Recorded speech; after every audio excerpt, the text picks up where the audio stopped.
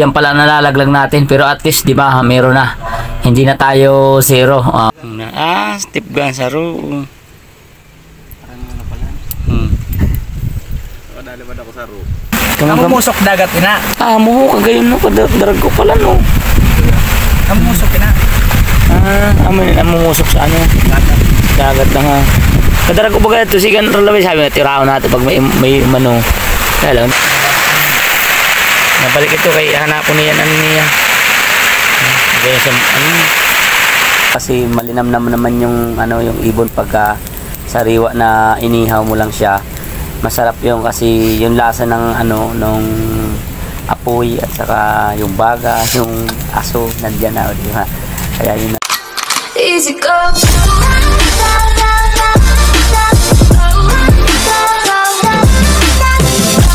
Good morning mga katangko. Happy New Year nga pala sa lahat ng mga hunters at lahat ng mga viewers ko. At kung nakikita nyo, may flashlight pa kami oh. Madilim pa kasi nang dumating kami dito, nasa alas 4:30 lang mga katangko. So ayun, nagpi-prepare na kami mga katangko ng kura namin. At nandito lang kami sa tabi ng fish pan. Ayan, kung makikita nyo, nandito yung fish pan sa likod namin. Kaya lang wala ng tubig dahil pagdating namin ano, medyo wala ng tubig. Siguro ewan ko lang kung may dadabo pa dito ng mga wild duck mga katangko. Pero subaybayan nyo kung makakalaglag ba kami dito mga katangko. At ito nga pala ang kasama namin, si Katangko Atan, si Katangko Jan at saka si Katangko Lanlan. Bali 4 kami at sama-sama kami dito sa isang kura. At yan, lalagyan na namin ng ano ng tabing para kitang-kita namin yung mga wild duck mga katangko. Samahan nyo kami hanggang sa matapos ang aming paghahunting at sama-sama tayo na makita nyo ang aming mga nalaglag kung meron ba. So stay tuned lang mga katangko. Mga katangko, may nalaglag kaming isa, mga 25 meters lang mga katangko. At dalawa lang kami, tatlo kaming tumira dyan. At siyempre nalaglag namin yung isang wild duck. Ito lang pala yung target namin. Ang lapit lang, nasa 25 meters lang mga katangko. So siguro sayang, isa lang ang dumapo mga katangko. At siyempre kukuhanin na niya katangko dyan yung nalaglag namin. Ayun, tumatakbo si katangko dyan. Takbo dan, takbo. Naku, puro putik dyan.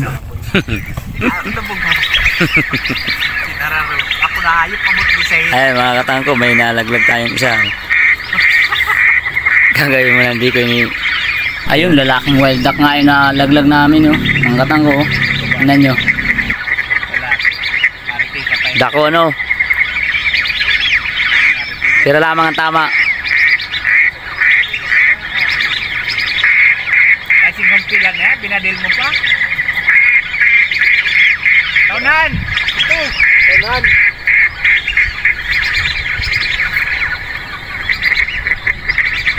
So ayun mga katangko, gagawin ulit nating decoy para madagdagan yung decoy natin. Kasi pag may nalaglag tayong wild duck, pwede natin gawing decoy para naman mas lumapit yung mga wild duck pag nakita nila.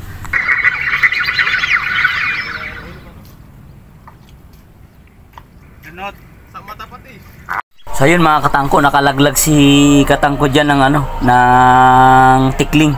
Ayun oh. Tingnan natin ha, parating na siya mga katangko. Stay tuned lang. Ikot din sa iyo.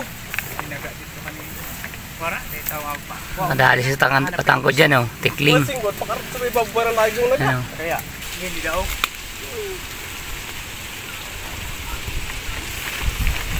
Ayun si Atan, nakalaglag din ng tikling oh. Ilang kaya nalaglag dito? Ayun, parang dalawa mga katangko. Kita daw. 2, dali mo? 2. Huli oh. Dako-dako lang sa scoop ang saro. Step gun saro. Parang ano pala. Kadali ba ako saro? Pwede nga inihawon. Pwede pa tulad kita. Pwede na.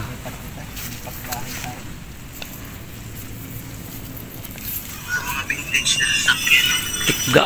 Abot ka dito, cellphone. Dito. Ora. Tidak sa may bakhawan. Ayan mga katangko, yung laglag natin ngayon. Isang wild duck, 3 tikling na mga katangko. So ang oras natin ay alas 10 na. So yan pala nalalaglag natin. Pero at least diba, meron na. Hindi na tayo zero. At mamaya maya ay lulutuin ko na tong tikling. So ayun mga katangko, lipat muna tayo ng pwesto natin at wala nang dumadapo dun sa dati namin pwesto. Hahanap ulit tayo ng spot na maganda at ito yung nakita namin.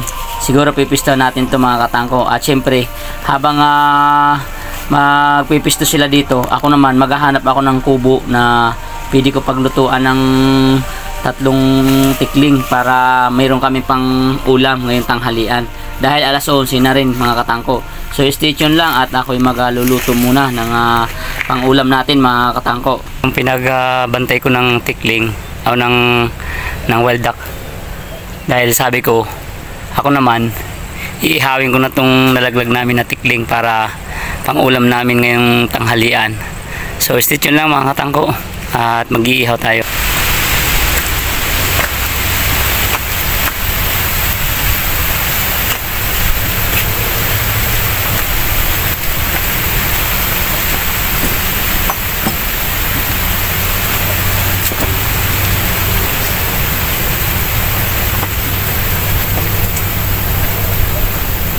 So ayun mga katangko, mag-iihaw muna tayo dito sa bahay kubo na abandonado na. Ihawin natin yung 3 tikling para may pang-ulam tayo ngayong tanghalian, di ba? So stay tuned lang mga katangko. Tawag doon, ito yung bahay na abandonado mga katangko. Dito tayo mag-iihaw ng tikling. Ito yung tikling na iihawin natin. At syempre may upuan pa oh. Ihawin natin to pang-ulam. 3 tikling mga katangko. So stay tuned lang mga katangko ng ibon. Dito may nakita akong tubig na maliit dito. Pwede na dito. Yan o. Yan o. Ang lalim. Pero no choice tayo kung hindi dito tayo makakakuha ng tubig. Ayan o. Ayan o. Dito, mukhang malakas ang tubig dito mga katangko. Ayan o. Nandito na lang tayo maglilinis siguro. Ayan. Stay tuned lang mga katangko.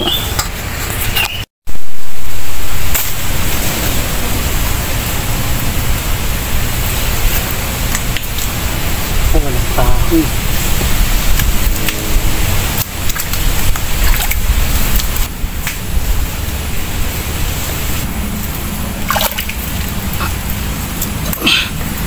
Hirap maglinis.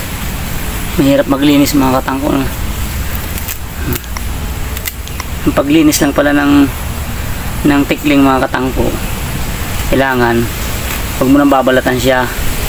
Iwaan mo lang dito. Anuhan mo lang siya dito.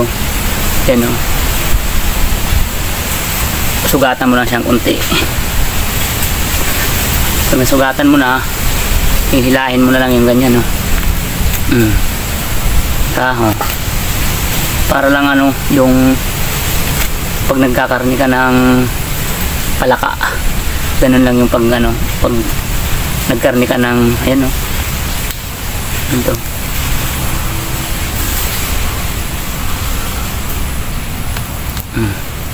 Saglit lang yun eh. Buo yung ano niya, balat o. Ang taba o.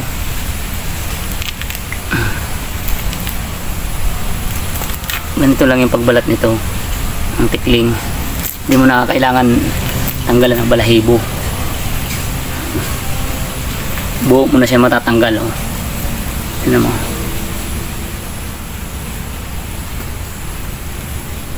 Parang palakang bukid lang.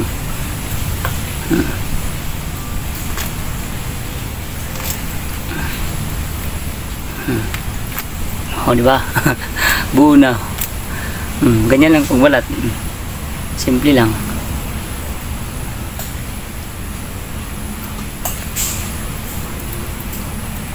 Basta tanggalan mo na ng ano. Iihawin lang natin to. Iasal natin. Ang laki sana ng balunan no. Sayang. Pero kuhanin ko yung balunan. Ang laki. Sayang. Ang laki ng balunan no. Diba? Parang manok. Ang laki ng balunan. Kuhanin natin to, sayang. Sayang pa nga ng atay oh.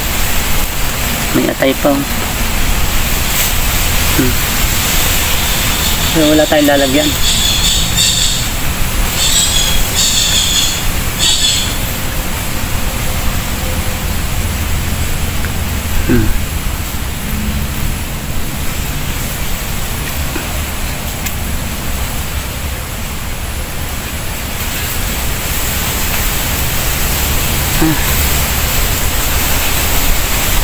Diri nga lang eh. Malansa lang yung tikling, malansa lang, pero ang sarap nito pag naluto. Diba? Buo na siya. Linis na.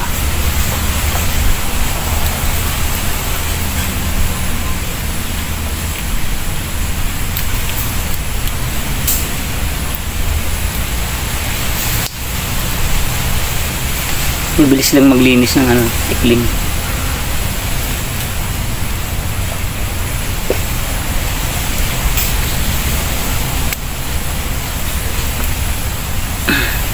Dito na lang natin ilagay, oh. Iipitin na lang natin. Kaya lang itong maliliit, kailangan tuhugin pa to. Yan. Ipitin natin siya ng ganito, di ba? Tapos kung malaki, oh, sarap, laki, oh. Ito ang taba nito, eh.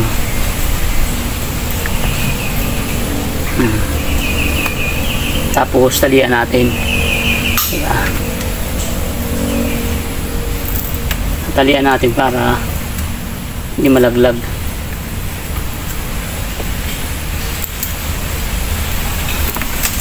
Kaya lang baka maputol ang tali. Baka maputol ang tali.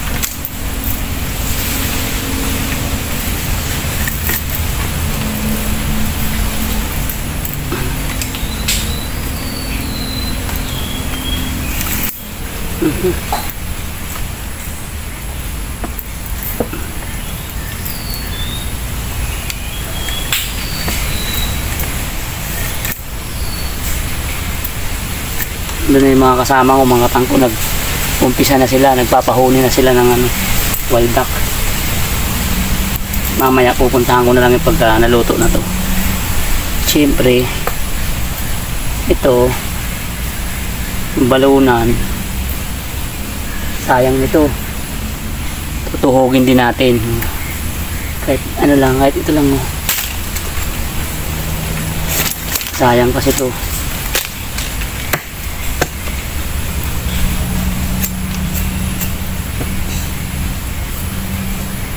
Sarap din to balunan.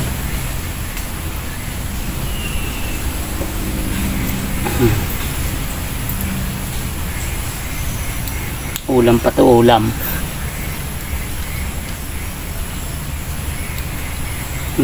Diba? Saka hugasan natin.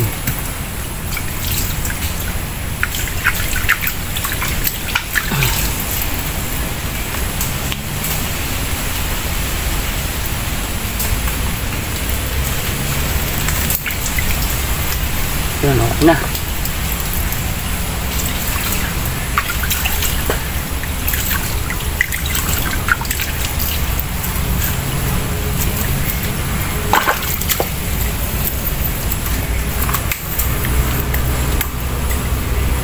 Okay na mga katangko. So let's go na. Mag-iihaw na tayo. Stay tuned lang. Hirap pag walang tubig. Nakapwesto na sila dun mga katangko. Iihaw na rin tayo siyempre. Ayan yung pagbabari na namin. Saka siyempre ito yung bahay kubo. Walang nakatira. Kaya dito muna ako mag-iihaw.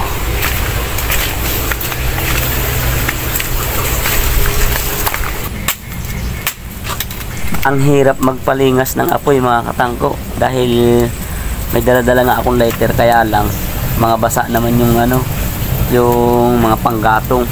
So sobrang nahirapan ako, mga 30 minutes siguro ako bago nakapagpalingas ng apoy.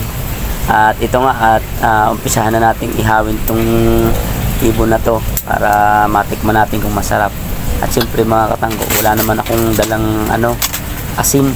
So ibig sabihin ang tabang nito, di ba? Pero okay na rin to kasi malinam naman yung yung ibon pagka sariwa na inihaw mo lang siya.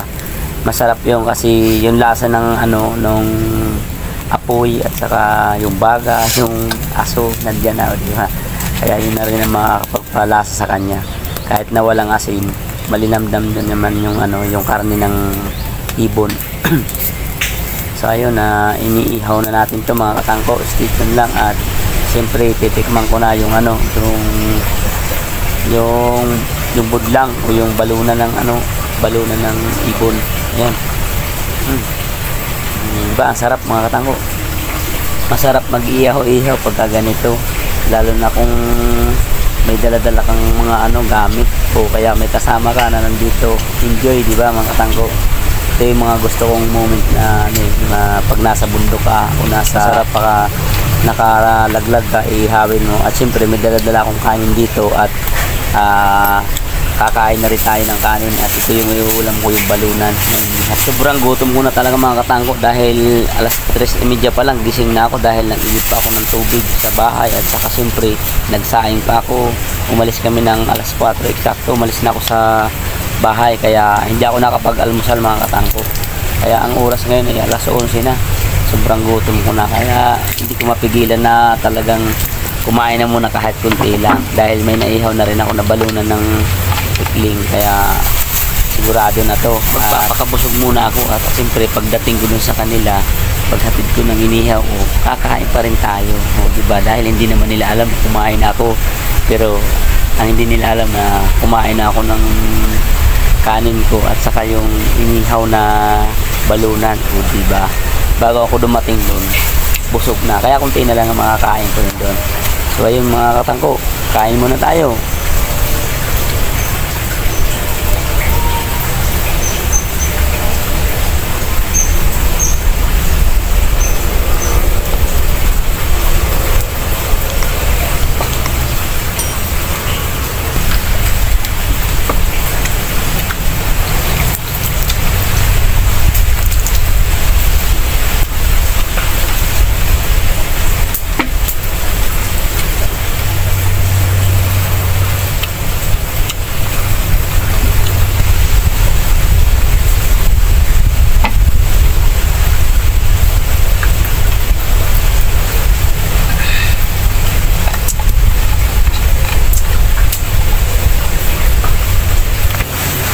So ayun mga katangko, dahil tapos na ako mag-ihaw at ako yung magagayak na papunta na dun sa mga kasama ko dahil naririnig ko marami ng sila, yung wild duck na dumadaan, kaya bibilisan ko na at makaalis na dito dahil baka umulan na naman mga katangko.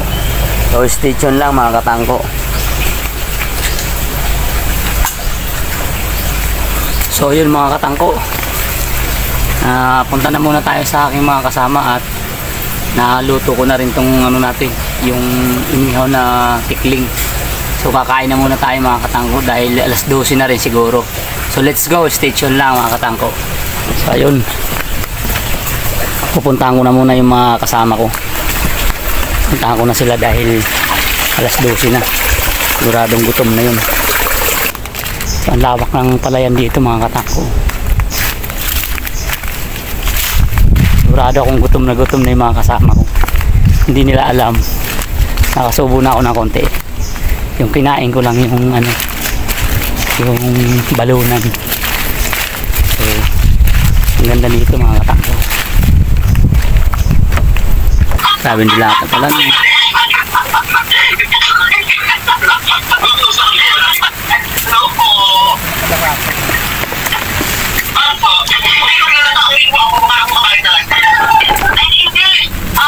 ang ganda mo kasi. Ininit.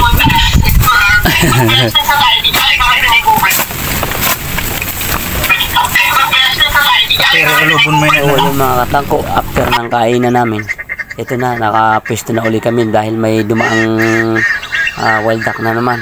At siyempre, itirahin muna namin mga katangko. Ayun, nalaglag namin mga katangko. Tinamaan sigurado. Yun, kuhanin muna natin itong mga katangko. Kami ng isang wild duck na naman, pangalawang wild duck yan mga katangko. Pinulot ni katangko Lanlan. Ang lakas pa ng ulan mga katangko. Ayan. Na, di na tama.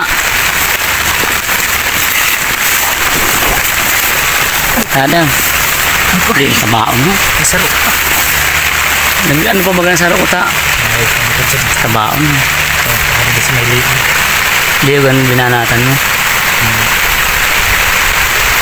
Tigbak tulo sa pilig. Tigbak tulo siya. Kaya badlay na din.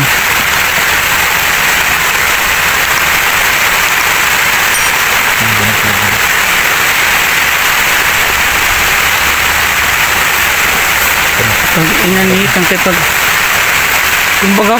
kumbaga nakaharap sa atong saro, di ko talaga naigo. Nga mo. Harap ito sa atin na saro. Iniho, ang tinira ko, nakasugad si Diho. Oo, nakaside-side mo na yun. Oo, niya, sugad na, sunugad siya na. Pare, ibig sabihin, saro lang ang tinira natin, inanitan. Saro lang. Ayan. Muli, naigo mo. Dali. Dali. Mabalik ito. Ngayon, pangalawa mga katanggo. Nabalik ito kay hanapon niya ano niya. Kaya sa ano. Hindi kan sayang lang.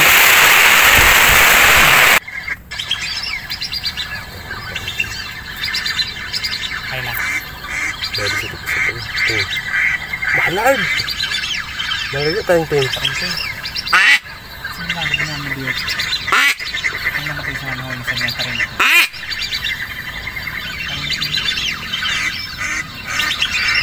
Mga katangko, nakalaglag na naman si katangko lanlan ng ano, yung kanaway. Isang tira niya, dalawang... Igo!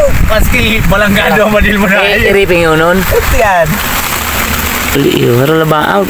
Hingga ka may kanaway. May nagot ang tinirira. Matabaw na. Namumusok dagat ina. Mo, kagayon no, kadarag ko pala no. Namumusok ina.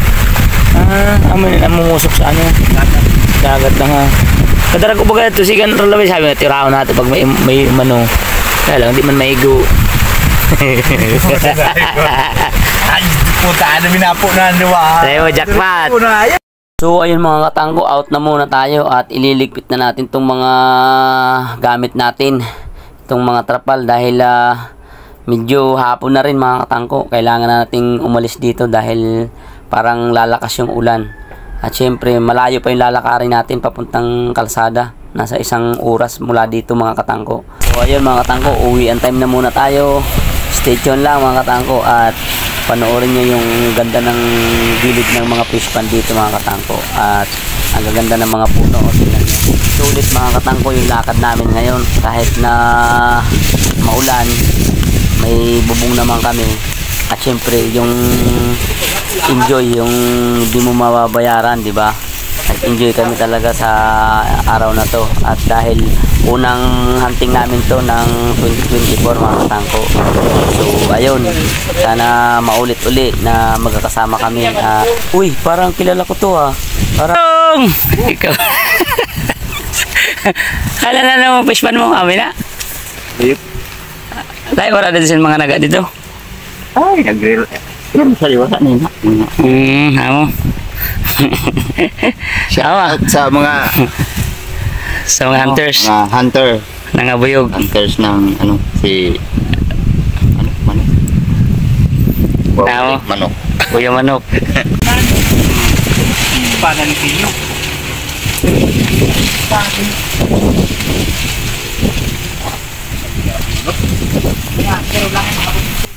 So ayun mga katangko, shout out muna tayo sa mga solid supporters natin. At syempre unang-una na kay Kabagis Hunters na lagi kong pinapanood na lahat ng mga video niya, pag-hunting niya pinapanood ko. So Kabagis Hunters, shout out sa iyo at Happy New Year sa iyo Kabagis. At syempre pangalawa si SPC Hunters. At pangatlo si MNSAG ano to? Pilo. So ayun, shout out sa iyo Hunters. At siya kasi Galing J Distora, shout out sa iyo. At siyempre si R Pinka, shout out sa iyo Idol. At saka si Pyro Hunters, so shout out sa iyo Hunters. Ryan Baluso, shout out sa iyo Idol. Kasulo Mix Vlog Official. Shoutout sa iyo. At syempre shoutout kay Kasulid Mix Official. So shoutout sa iyo, idol. Happy New Year sa iyo, idol. At saka si RM Sendom Mix Vlog. So shoutout sa iyo, idol. Thank you very much and Happy New Year. At saka syempre shoutout kay BD Mar Channel. So shoutout sa iyo, idol, at maraming salamat. Happy New Year. And sana wag kayo magsawa sa panonood ng aking mga video, mga katangko. At syempre malapit na kami sa aming pauwian.